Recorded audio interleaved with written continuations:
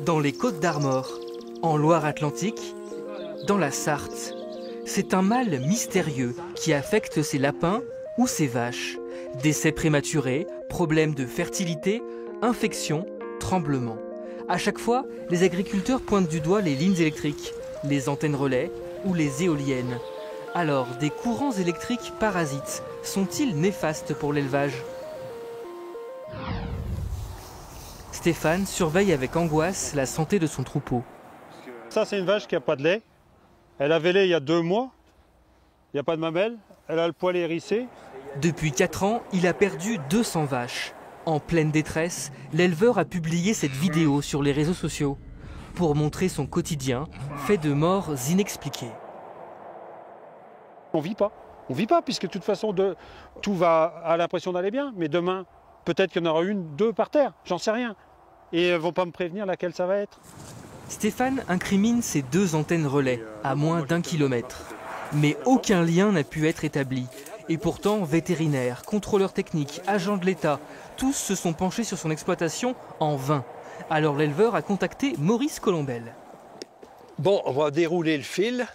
Muni d'un fil et d'un multimètre, le retraité mesure le courant dans le champ. L'homme a été géobiologue, une profession non reconnue qui s'apparente au sourcier. Pendant sa carrière, il a ausculté des milliers d'exploitations. 47, ça monte. Ça monte. Au final, plus d'1 volt. En cause, selon lui, la géologie qui rend le sol conducteur. Pour moi, ça ne peut être que un effet de pile, lié à une faille. Tout comme on a un plus et un moins dans une pile, ici, c'est la même chose. Une pile naturelle. Une explication aux marges de la science.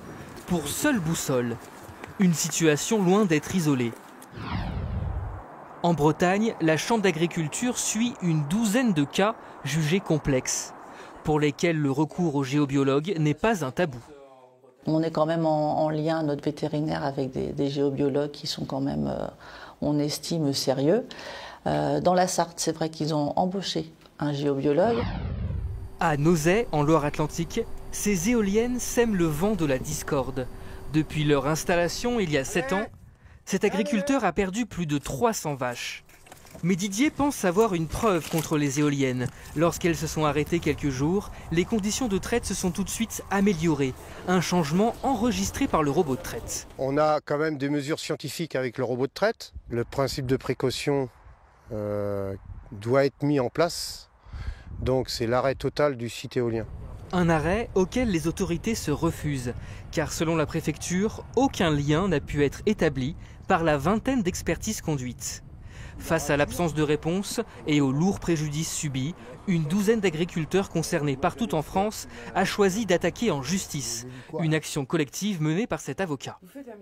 En face, il y a une espèce de lobby électrique qui va se battre pour ne pas avoir versé des indemnisations, craignant que cela se développe, ce type de contentieux se développe. On comprend bien, mais nous, on considère qu'il y a un préjudice qui est important pour ces éleveurs.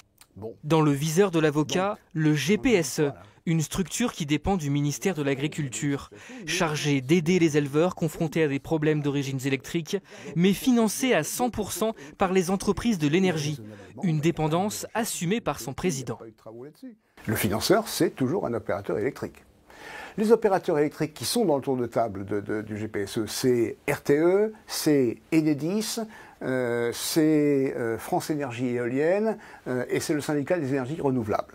L'expertise, elle est aussi indépendante que possible. Nous avons nos propres experts, nous travaillons avec les conseils habituels de l'exploitation, avec son vétérinaire traitant. Trouvez-moi un autre financement. Pour Claude Allot, la clé de l'énigme serait à chercher dans le sous-sol. Les éleveurs en détresse dénoncent quant à eux un scandale sanitaire qu'on chercherait à étouffer.